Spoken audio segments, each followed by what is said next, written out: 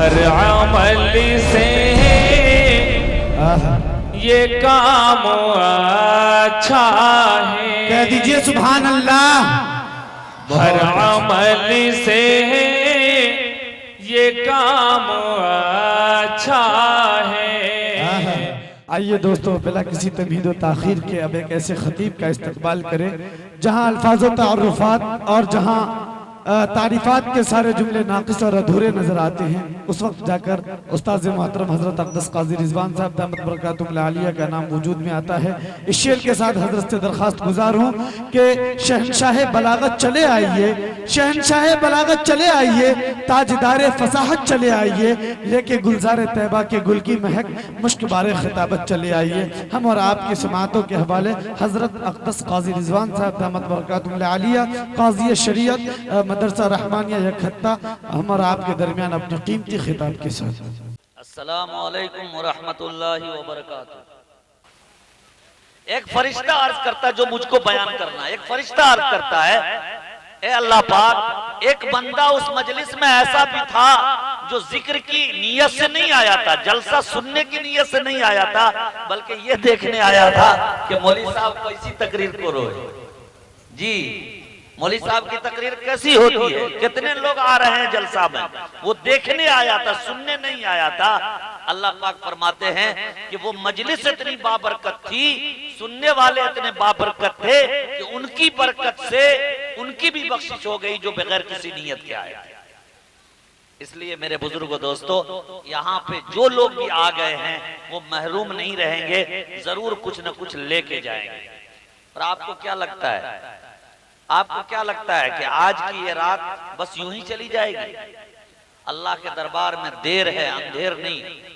अल्लाह के दरबार में देर है और अंधेर नहीं है। एक दूसरी बात ये याद रखिए कि अल्लाह की इतनी बड़ी जन्नत में सिर्फ मौलवी साहब जाएगा। अरे अल्लाह की इतनी बड़ी जन्नत में सिर्फ मौलाना आलिम जाएंगे? फरमाया गया कि जिसके दिल में जर्रा बराबर ईमान होगा, राई के दाने के बराबर ईमान होगा, उसको इस दुनिया से 10 गुनी बड़ी जन्नत मिलेगी। पता ये चला कि एक एक ईमान वाला जन्नत में जाएगा। पता नहीं कब कौन सी अदा अल्लाह ताला को पसंद आ जाए और अल्लाह ताला धक्के मार के जन्नत में दाखिल फरमा दे। हम और आप नहीं जानते हैं। जिंदगी में तब्दीली लाने के लिए कोई एक रात, कोई एक तकरीर, कोई एक बात, कोई एक ठेस। हम लोग देहात में बोलते हैं ना कि ठेस लगो है तो बूद बाड़ो, कहते कि नहीं कहते? क्या मतलब इसका कि ठोकर लगती है तो अक्ल आती है। इंसान को जिस्मानी तौर पर पांव में, हाथ में ठोकर लगती है तो अक्ल बढ़ती है। जब दिल को ठोकर लगती है, रूह को ठोकर लगती है, दिल के दरीचे को कहीं से सुई पड़ जाती है तो दिल का नक्शा बदल जाता है, दिल की दुनिया बदल जाती है।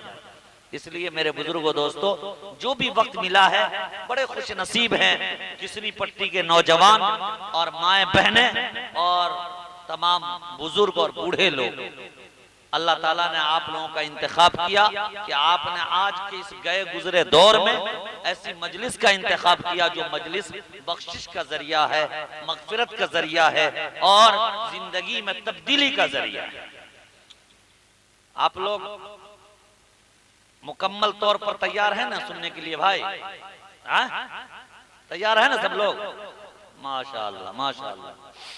आप कहिएगा कि हम लोग जो बचे खुचे हैं वो तो तैयारे हैं, जो शुरू रात से नात खानी और क्या क्या करके चले गए उनका क्या होगा? घबराने की बात नहीं है। आजकल समझना बहुत आसान है। आप ही लोग असल है। जो लोग चले गए वो समझिए कि बिल्कुल खखरी थे, खखरी।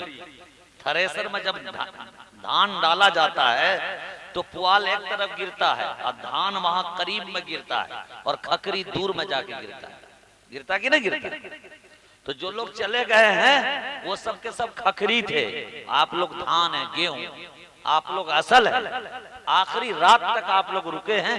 यकीनन बहुत बड़ा काम है और बहुत बड़ी बात है आप लोगों की। अल्लाह ताला आपके इस जमने को कबूल फरमाए। अब बात हम शुरू करें इंशाअल्लाह।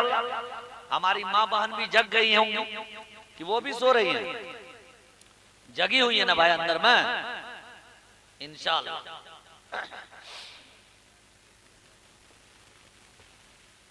बिस्मिल्लाहिर्रहमानिर्रहीम, अल्हम्दुलिल्लाहिल्लज़ी वहदह वस्सलातु वस्सलामु अला मन ला नबिय्य बअद व अला आलिहि व अस्हाबिहि अजमईन, अम्मा बाद। अऊज़ु बिल्लाहि मिनश शैतानिर रजीम, बिस्मिल्लाहिर्रहमानिर्रहीम। या निसा अन्नबी लस्तुन्न काहदिम मिनन निसाइ इन इत्तक़ैतुन्न फला तख़ज़ान बिल क़ौल फयतमअल्लज़ी फ़ी क़ल्बिही मरज़ुन वक़ुल्न क़ौलन मअरूफ़ा वक़र्न फ़ी बुयूतिकुन्न वला तबर्रजन तबर्रुजल जाहिलिय्यतिल ऊला वअक़िमनस्सलाह वआतीनज़्ज़काह वअतीनल्लाह व रसूलह। सदक़ल्लाहुल अज़ीम। क़ाल नबियुल करीम सल्लल्लाहु अलैहि वसल्लम,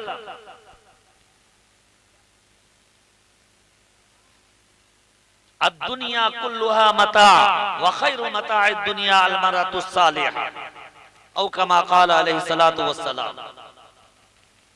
मुअज़्ज़ज़ उलमाए किराम, बुजुर्गों और दोस्तों, दीनी भाइयों, पर्दा नशी माँ और बहनें, अल्लाह तबारक व तआला का करम एहसान है कि अल्लाह ताला ने हम सब लोगों को एक अहम निस्बत पर जमा फरमाया है। अल्लाह ताला हम सब के जमा होने को कबूल फरमाए। मेरे बुजुर्गों, रे बाबू रे, झुनझुना काय बजा बोल, आगे आओ, तुम इधर आओ, आगे आओ तुम, अरे इधर आओ ना, बदमाश लोग आगे बैठता है, आगे आओ। तू रे बाबू रे, तू भी आगे आओ, आगे आओ ना जी, मुफलर वाला, चलो आगे आओ। अरे उधर कोना में कहा ये लाइन सीधी किए हुए हैं, नमाज नहीं ना पढ़नी है। आ जाइए भाई, आ जाइए, आ जाइए, आप लोग भी आ जाओ, बच्चे, छोटे छोटे बच्चे आ जाओ, तुम लोग आगे। अरे बच्चे लोग आ जाओ ना जी। रे लाल टोपी वाला, रे बउआ लाल टोपी वाला, आना बउआ।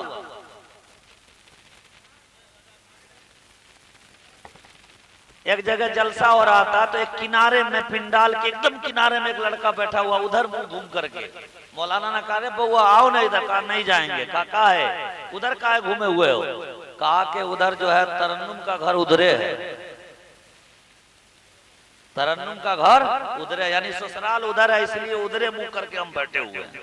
ऐसा मामला नहीं ना आप लोगों का। इधर आइए, करीब आइए, अभी हमसे ज्यादा खूबसूरत कोई नहीं है, यहाँ आइए, करीब आ जाओ। ये कोना भी ऐसा बना हुआ, टोली अलग से टपरी बनी हुई है, तो करीब आ जाओ भाई। एक तो आखिरी वक्त में 30 तारीख की दावत दी गई थी, 1 दिसंबर को मेरी तकरीर हो रही है। ये भी नाइंसाफी है, सुप्रीम कोर्ट नाइंसाफी कर रही है, कह रही है कि 5 एकड़ जमीन ले लो। वही हाल मेरे साथ हुआ। दावत दिया किसी पट्टी वाले ने, 30 तारीख को जलसा है और तकरीर हमसे करवा रहा है 1 दिसंबर को। नाइंसाफी है कि नहीं है? आप ही लोग इंसाफ कीजिएगा। तो एक तो गुजारिश कर रहे हैं कि आप लोग करीब आ जाओ, थोड़ा सा जम के बैठेंगे तो इंशाल्लाह बात कुछ अच्छी आ जाएगी। आ जाइए चचा, ओ चचा, ओ टोपी वाले चचा, आवा ना आगे। हासिफ बाबू, आइए आइए, आगे आ जाइए, आ जाइए, आगे आ जाइए।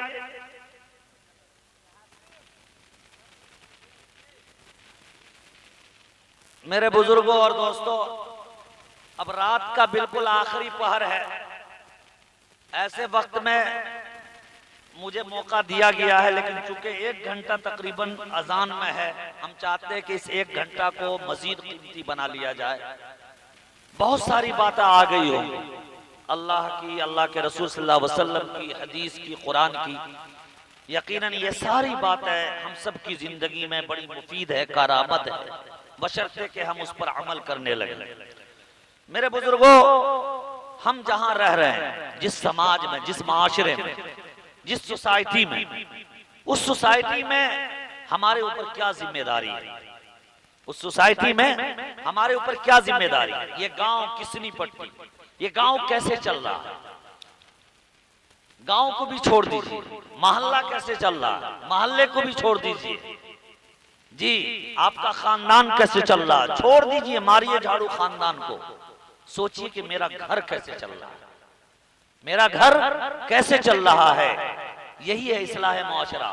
जाहिर है पूरे एक मुआशरे की, पूरे एक गांव की, पूरे एक समाज और सोसाइटी का ठेका कोई एक आदमी नहीं ले सकता, और किसी एक आदमी के बस का भी रोग नहीं है कि कोई एक आदमी खड़ा होकर के पूरे गांव की इस्लाह कर दे, पूरे गांव से शराबियों को दूर कर दे, पूरे गांव से जुआरियों को निकाल दे, पूरे गांव में बुराई जो हो रही है उसको खत्म कर दे, पूरे गांव में जो बेनमाजी है उसको नमाजी बना दे, पूरे गांव में जो गाली बोलता है उसको गाली छोड़ा दे। किसी एक आदमी के बस का रोग नहीं है, चाहे वो अपने वक्त का अल्लामतुद्दहर क्यों ना हो, चाहे अपने वक्त का मुफ्ती आजम क्यों ना हो। लेकिन मेरे बुजुर्गों, मेरी माँ और बहनों, क्या ये सच नहीं है कि अगर पूरे माशरा की इस्लाह हम नहीं कर सकते, पूरे समाज की इस्लाह नहीं कर सकते, पूरे गांव में हम नमाजी नहीं बना सकते, पूरे गांव से झूठ को दूर नहीं कर सकते, पूरे गांव से हम ताड़ी और जुए और शराब को खत्म नहीं कर सकते, तो क्या ये हकीकत नहीं है कि हम मोहल्ला नहीं, गांव नहीं,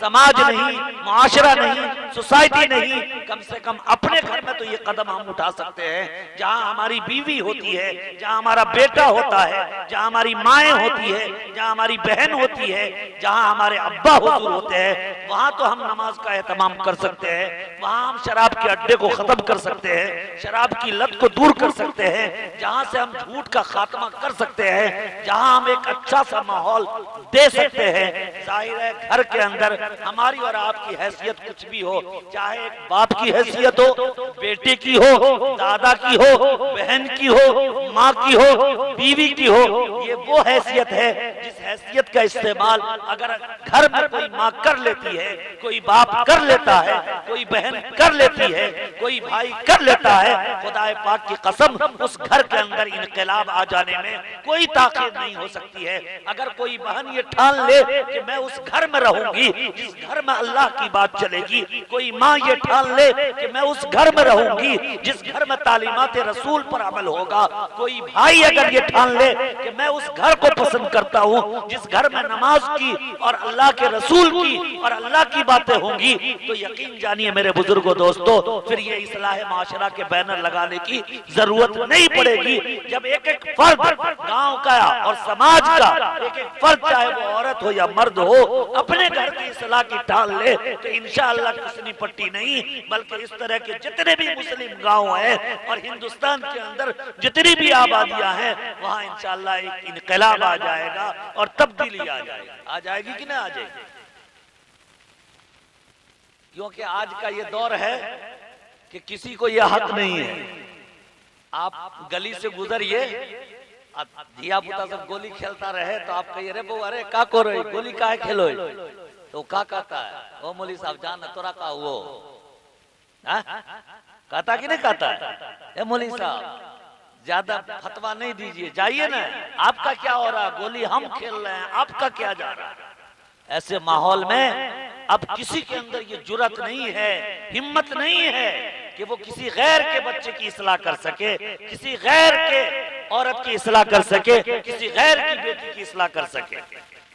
या ये मंजर हमने नहीं देखा कि हम शाम में मगरिब बाद गुजर रहे हो, इशा के वक्त में गुजर रहे हो, खुद हमारे पड़ोस में दाएं बाएं आगे पीछे आपने देखा होगा, हमने देखा होगा, वो जवान लड़कियां बाहर, घर के बाहर खड़ी हैं, मोबाइल से बात कर रही हैं। क्या किसी के अंदर ये जुर्रत होती है कि रे बउआ के बेटी है रे, किसकी बेटी है तू, किससे बात कर रही है, घर के बाहर आके क्यों बात कर रही है? किसी के अंदर जुर्रत? डर लगता है, खौफ लगता है, कहीं हमारी इज्जत न तार तार कर दी ये बच्ची। अगर हम इसको टोक दें कि तुम किससे बात कर रही हो, अगर बात करना जरूरी है तो वो जरूरी बात तो घर में भी हो सकती थी।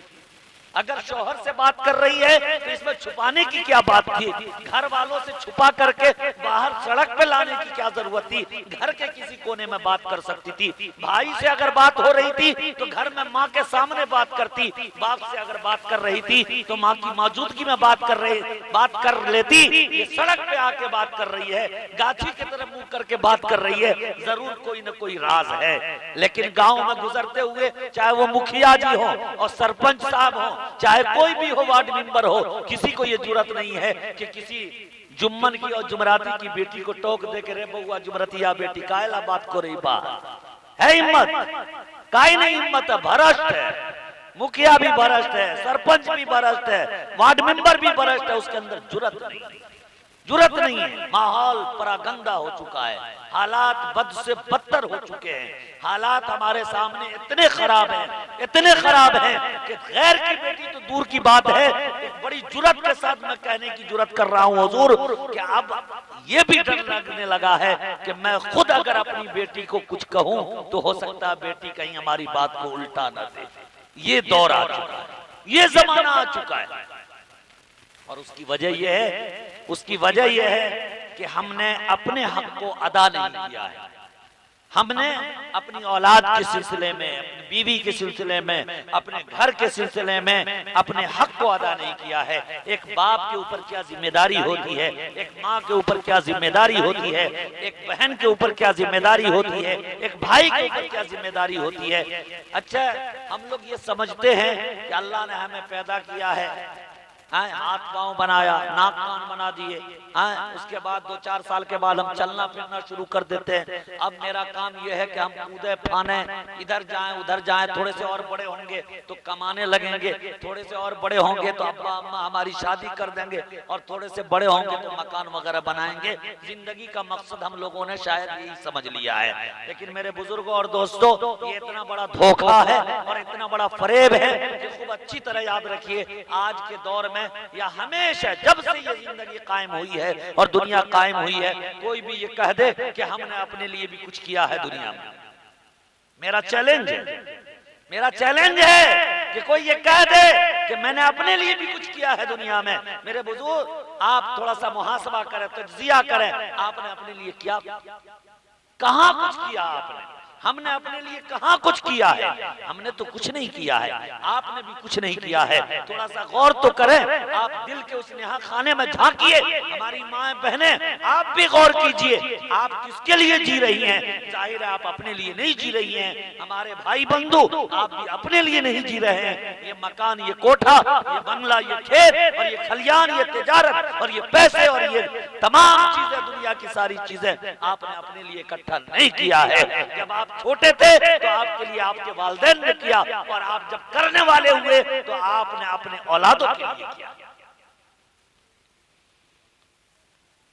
इस दुनिया का नक्शा उल्टा नजर आता है, इस दौर का नक्शा उल्टा नजर आता है। मजनू नजर आती है, लैला नजर आता है। मेरे बुजुर्गों, जिसको हम दुनिया समझ रहे हैं, जिसको हम अपना समझ रहे हैं, जिसको हम अपनी चीज समझ रहे हैं, हकीकत में ये धोखा है, ये फरेब है, ये ऐसा धोखा है कि हम इस धोखे में बड़े बड़े शोरमा, बड़े बड़े लोग इस धोखे के शिकार हो गए और इस दुनिया से अपना बोर या बिस्तर लेके चले गए और दुनिया ने उसके साथ धोखा दे दिया।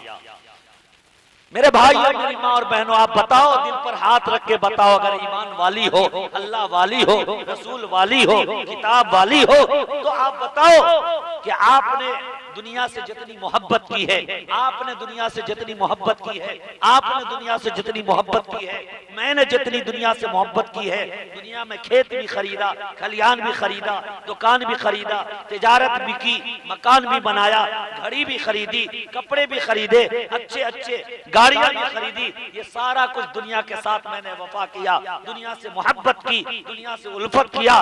और हालत ये है मेरे बुजुर्गों, ये दुनिया इतनी बेवफा है, ये दुनिया इतनी बेवफा है, ये दुनिया इतनी बेवफा है कि आप में से, हम में से कोई जब मरता है तो खेत खलियान तो दूर की बात, एक अदना सी घड़ी जब मेरे हाथ में होती है तो मेरा वो बेटा जिसके लिए मैंने पूरी दुनिया सजा रखी थी, जब मेरे गुस्ल का वक्त आता है तो मेरे हाथ से ये घड़ी भी निकाल लेता, ये घड़ी भी निकाल लेता है।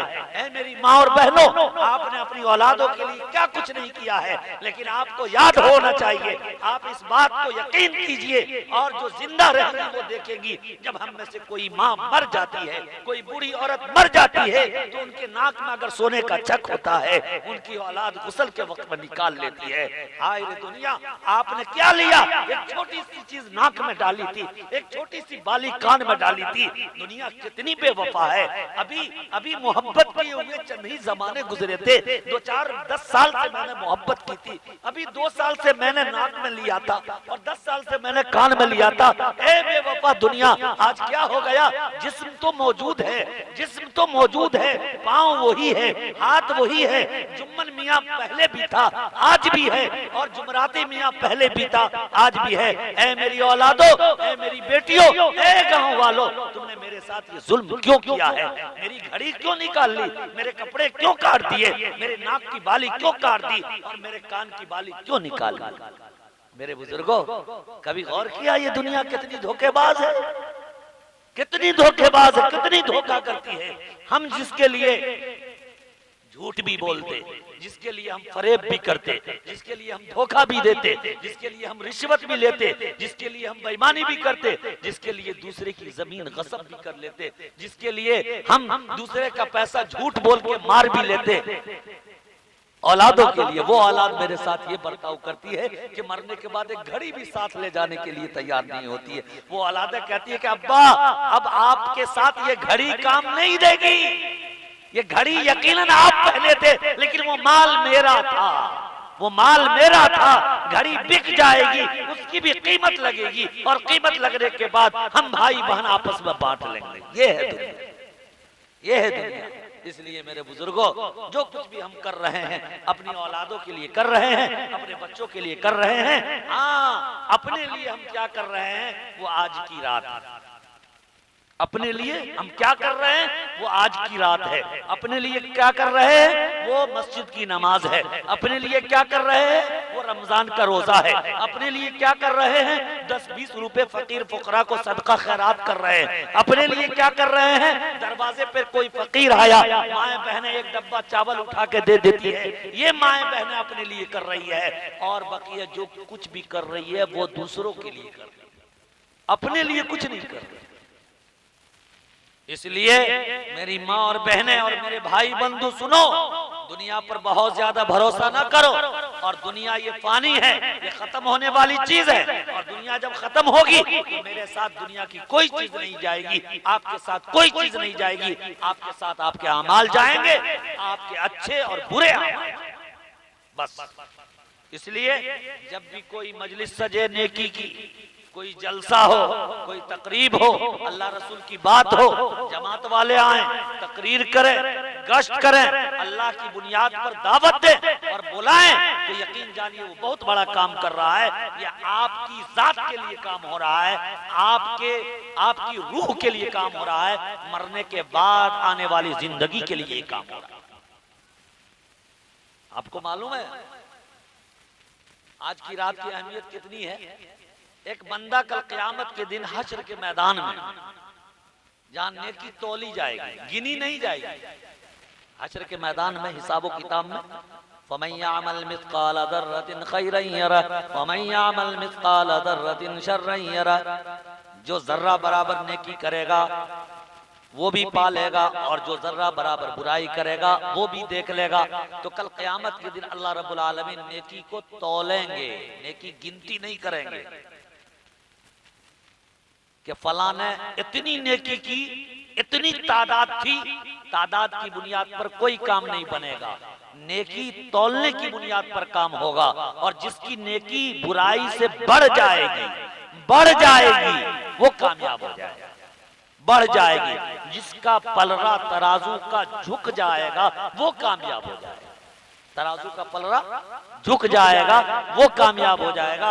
एक मिसाल से समझिए कि 1 किलो का बट्टा एक तरफ हो तराजू में और दूसरे तरफ 1 किलो धान रखिए, दोनों बराबर होगा कि नहीं बराबर होगा? बराबर हो जाएगा? अरे बराबर होगा कि नहीं होगा? जोर से बोलिए ना, हो बराबर हो जाएगा। 1 किलो बट्टा है, 1 किलो धान रखा, बराबर हो गया। अब बताइए एक पलरा को झुकाने के लिए क्या करना पड़ेगा? सो बताइए क्या करना पड़ेगा? बोलो मौलाना साहब, एगो पलरा कोई झुकाना है, क्या करना पड़ेगा? बोलिए ना, कितना? थोड़ा सा। कितना डालना पड़ेगा? बोलिए ना, एगो पलरा जो झुकेगा कितना धान डालेंगे तो झुकेगा? 1 मुट्ठी। 1 किलो की जरूरत नहीं है, आधा किलो की जरूरत नहीं है, 200 ग्राम की जरूरत नहीं है, 250 ग्राम की जरूरत नहीं है, सिर्फ एक मुट्ठी अगर हम डाल दें तो ये पलरा झुक जाएगा। ए मेरी माओ बहनों, ए मेरे भाइयों, सुनो, ये दुनिया है, धोखे का घर है, मक्खी का पर है। यहाँ नेकी और बुराई दोनों हमारी जिंदगी में है, लेकिन याद रखो कोई नेकी इतनी भारी होनी चाहिए जो आपके पलरे को झुका दे। एक तरफ झूठ भी है, बोतान भी है, गीबत भी है, शराब भी है, फला भी है, निकाह भी है, दूसरे की इज्जत भी उतारनी है, दूसरे तरफ साफ चट्टान है, कुछ भी नहीं है, लहरिया सराय दरभंगा है, दूसरे तरफ कुछ भी नहीं है, न नमाज है, न रोजा है, न हज है, न सदका है, न खैरात है, न जिक्र है, न अज़कार है, न जमात है, न अल्लाह अल्लाह है, न कोई जलसा है, न जुलूस है। एक तरफ चटियल मैदान है और दूसरी तरफ गुनाह है, गुनाह है, झूठ है, बोतान है, गीबत है, ये सारी चीजें हैं। ऐसे वक्त में बताओ वो कौन सा पलड़ा होगा जो झुकेगा? यकीन जानिए जो बुराई का पलड़ा है वो झुकेगा। लेकिन याद रखिए जब नेकी भी जिंदगी में होगी, नमाज भी होगी, रोजा भी होगा, हज भी होगा, ज़कात भी होगी, जलसे भी होंगे, अल्लाह रसूल की बातें भी होंगी, तस्बीह लेकर के जिक्र अज़कार भी होंगे, ज़कात और खैरात भी होंगे, सदकात भी होंगे। ऐसे वक्त में अल्लाह रब्बुल आलमीन दोनों पलड़े को उठाएंगे, नेकी और बदी दोनों पल्ले जब बराबर हो जाएंगे, ऐसे वक्त में अल्लाह का हुक्म होगा, एक बंदा ऐसा भी हाजिर होगा, एक बंदी ऐसी भी हाजिर होगी। अल्लाह फरमाएगा, ऐ मेरे बंदे, तेरी नेकी और बुराई दोनों बराबर हो गई है, पलड़ा बराबर हो गया है, जाओ आज हश्र के मैदान में किसी अपने को बुला के लाओ, किसी अपनों से कोई एक नेकी लेकर के आओ, एक मुट्ठी चावल लेके आओ, एक तरफ बट्टा है, दूसरे तरफ धान है, दोनों बराबर हो चुका है, एक मुट्ठी चावल लेके आओ ताकि तुम्हारी नेकी का पलड़ा झुक जाए। एक बंदा से अल्लाह रब्बुल आलमीन अर्ज करेंगे, वो बंदा खुशी के मारे झूम जाएगा, हाय हाय एक नेकी, आज तो मेरी जय जय है, आज तो मेरी कामयाबी है, खुशी से उछल जाएगा और कहेगा मेरे एक दो रिश्तेदार थोड़े ना, मैं तो यूं था दुनिया में, मेरी कॉलर और ये, मैं जब कहीं जाता था चाय की होटल पे तो सब लोग कहते थे नेताजी नेताजी आइए आइए बैठिए, चाय की होटल पे बैठिए। मैं जब कहीं जाता था कहते थे मुफ्ती साहब आइए आइए बैठिए। मैं जब कहीं जाता था तो सारे लोग रास्ते छोड़ देते थे, मैं तो इतना बड़ा आदमी था। आज इस पूरे मैदान में पूरी दुनिया के लोग मौजूद है, मेरी अम्मी भी है, अब्बा भी है, भाई भी है, बहन भी है। जिस अम्मा ने पेट में 9 महीने रखा और उसने मुझे जन्म दिया, 2 साल तक जांग पे रख करके मुझे दूध पिलाया छाती से, वो अम्मा भी आज इस मैदान में है। मसला एक नेकी का है, क्या आज की दुनिया में कोई मुझे एक नेकी नहीं देगा?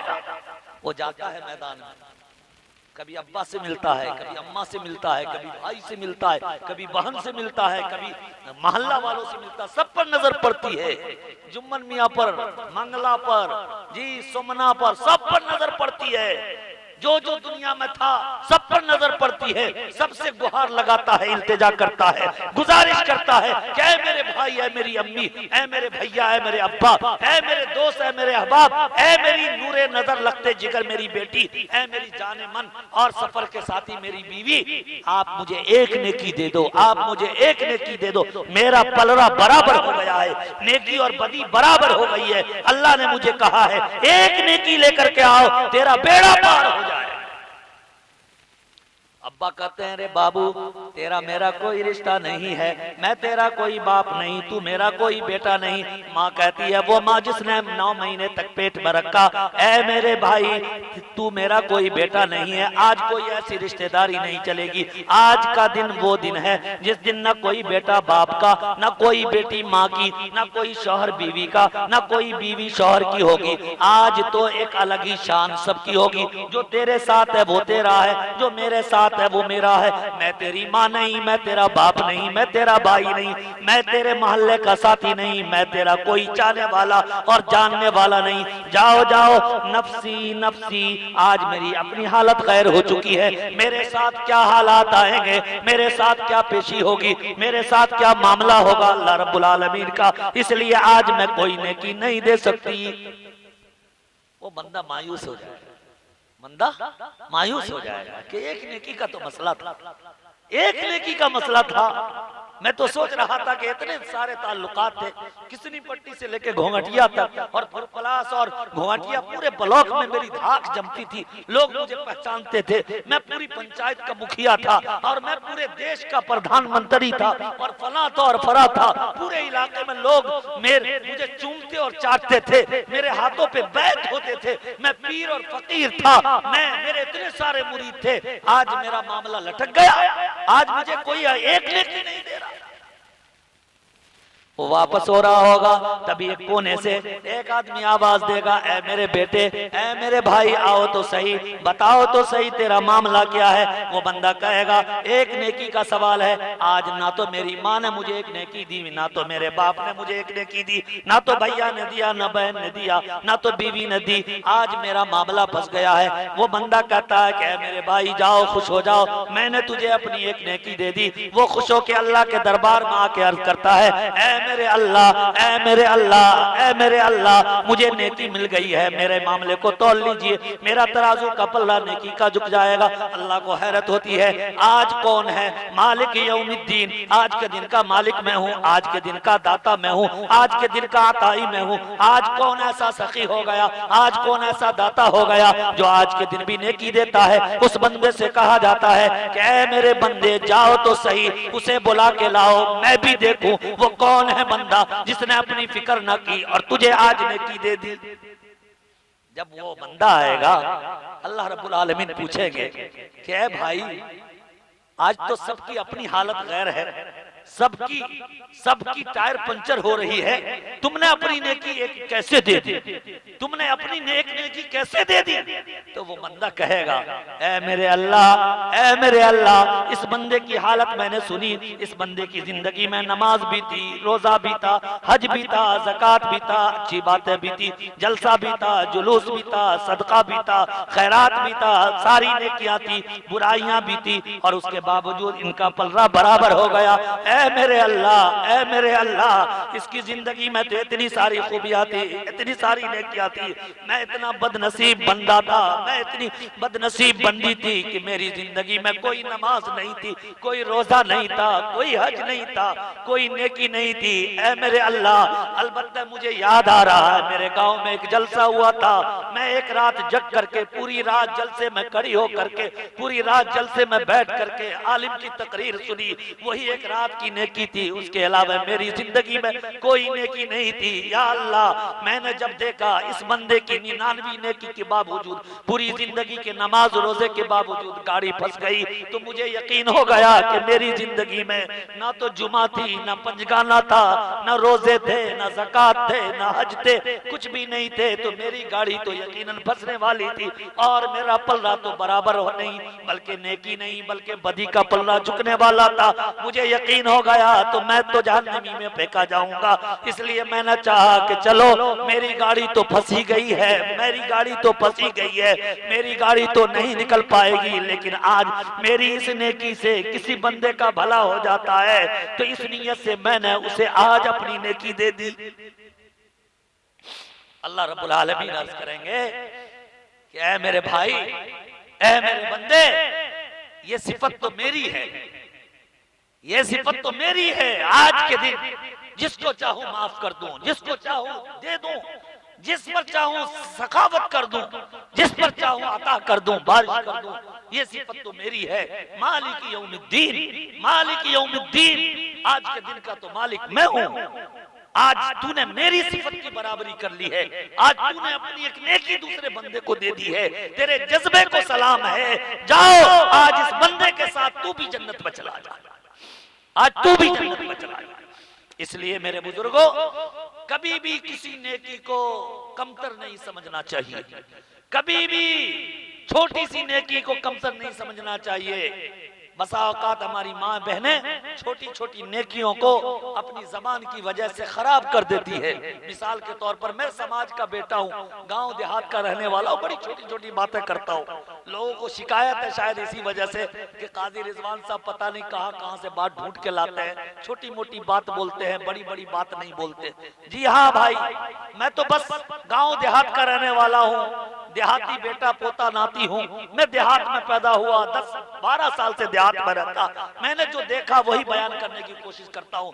बड़ी छोटी छोटी नेकी को हमारे माँ बहन उससे मुंह मोड़ लेती है। जब कोई साइल दरवाजे पे आता है, कोई फकीर दरवाजे पे आता है, पीर कोई दरवाजे पे आता है और वो सदा लगाता है, अल्लाह की बंदी अल्लाह के नाम पे कुछ दे दो। जुमा का दिन होता है, यके बाद दिगरे 2-3 फकीर आ जाता है। हमारी माँ बहन की जबान से पता नहीं क्या क्या जुमले निकल जाते हैं कि आज के दिन में 4-4 को आने की जरूरत थी, अभी ये तो एक को दिया था, दूसरा कहां से आ गया। इस तरह की बोली बोल के अपनी नेकी बर्बाद कर लेती है। ए मेरी बहनें, ए मेरी माँ, याद करो उस दिन को जब एक नेकी के लिए तरस जाएंगे। हजरत आयशा रजी अल्लाह तआला अन्हा फरमाती है कि जब उनके दरवाजे पर कोई बंदा मांगने के लिए साइल आता और दुआएं देता तो हजरत आयशा उसे भीख भी दे देती और दुआ के बदले में दुआ भी देती। खादमा ने पूछा कि आप दुआ क्यों देती हो, तो वो फरमाने लगी दुआ इसलिए देती हूँ कि जो भी फकीर आता है भीख ही नहीं लेके जाता बल्कि दुआ दे के जाता है। अगर मैं खामोशी से सिर्फ भीख दे दूं तो उसके दुआ के बदले में मेरी भीख हो जाएगी, मेरा कोई नेकी नहीं रह जाएगा। इसलिए मैं उसके दुआ के बदले में दुआ दे देती हूँ और मेरी भीख और मेरा उसका देना ये मेरी तरफ से नेकी रह जाता है, जो कल क़यामत के दिन हश्र के मैदान में मुझे काम आए।